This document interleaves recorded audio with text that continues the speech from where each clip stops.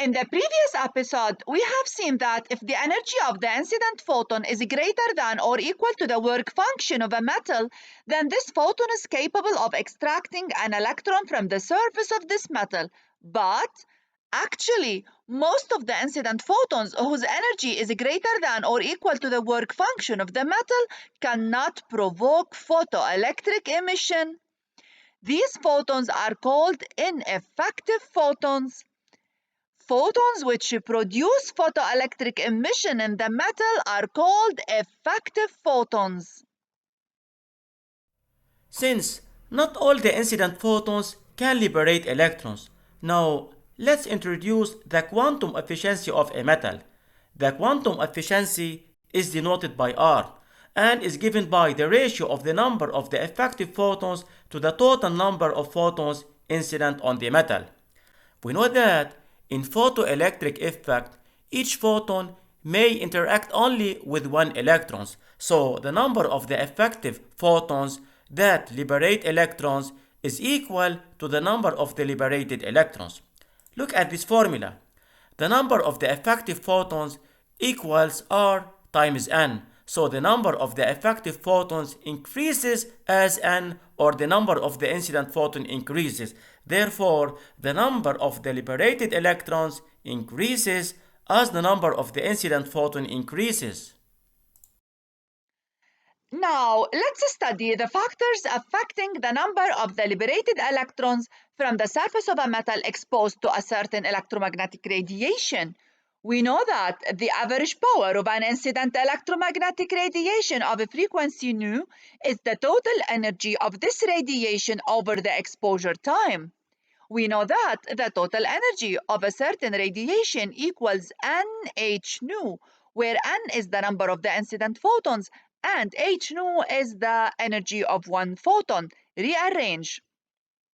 Then we get this equation, N equals P times T over H nu.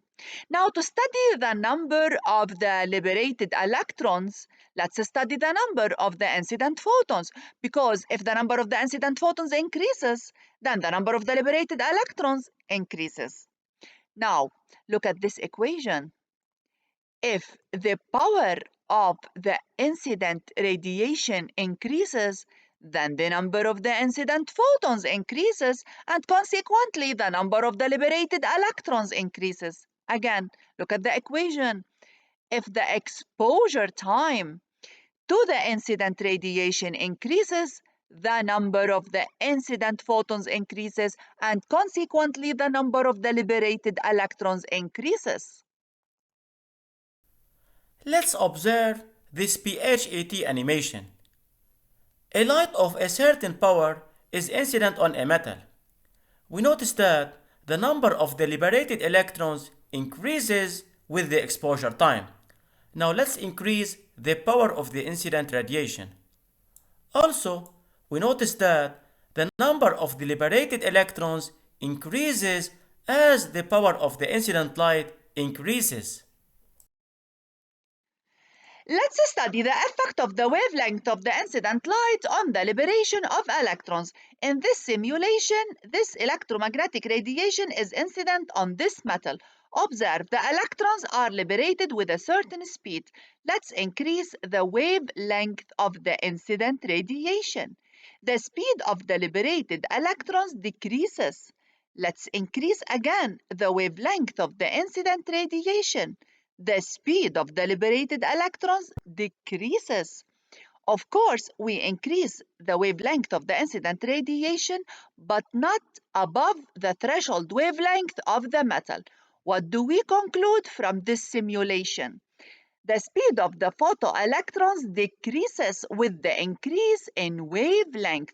We can prove this result from Einstein's photoelectric equation. Now let's replace nu by C over lambda.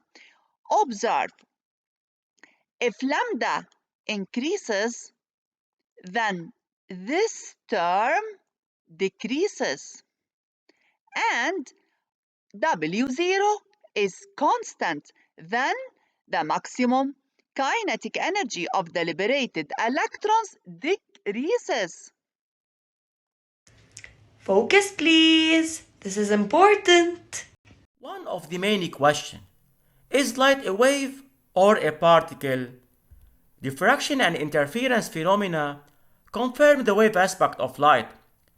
However, in photoelectric effect, atomic spectra, and black body radiation phenomena, light exhibits the characteristics of a particle, so light has a dual nature.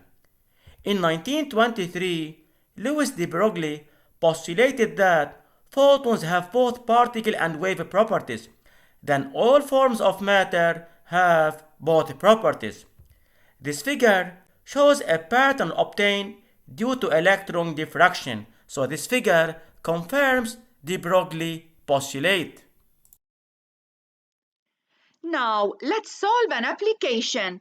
In the adjacent figure, a laser light of power 1 milliwatt illuminates a metal. Electrons are ejected from the surface of this metal. The wavelength of the incident light is 633 nanometers. Number 1. Calculate expressed in joules the energy of each incident photon of this radiation. We know that the energy of a photon is given by h times nu, where h is Planck's constant and nu is the frequency of the radiation. We replace nu by c over lambda. We get hc over lambda. Now, just replace each physical quantity by its value. Then, the energy of each incident photon is 3.14 times 10 to the power minus 19 joules. Number 2. Determine the number of photons emitted by the laser during 2 seconds. We know that the power of an incident light equals the energy of this light over the total time. But the energy of the light equals the number of photons multiplied by the energy of each photon.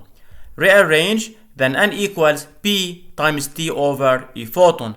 Plugging in the numbers give the value of n, which is equal to 6.37 times 10 to the power 15 photons. Let's move to part 3. The quantum efficiency of the surface of the metal for this light is 0.02. Calculate the number Ne of the photoelectrons liberated from the surface of the metal during 2 seconds. Assume that the metal receives all the emitted photons. The quantum efficiency is given by this expression, Ne over N. Ne is the number of the liberated electrons and N is the number of the incident photons. Rearrange Ne equals N times QE. Plugging in the numbers gives the value of the number of the liberated electrons. It is 1.27 times 10 to the power 14 electrons. Number 4. The power of the laser light is adjusted to 2 milliwatts.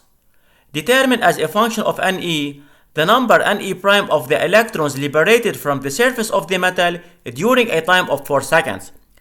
We know that the number of the incident photons equals the power times the time over the energy of each photon, proved before.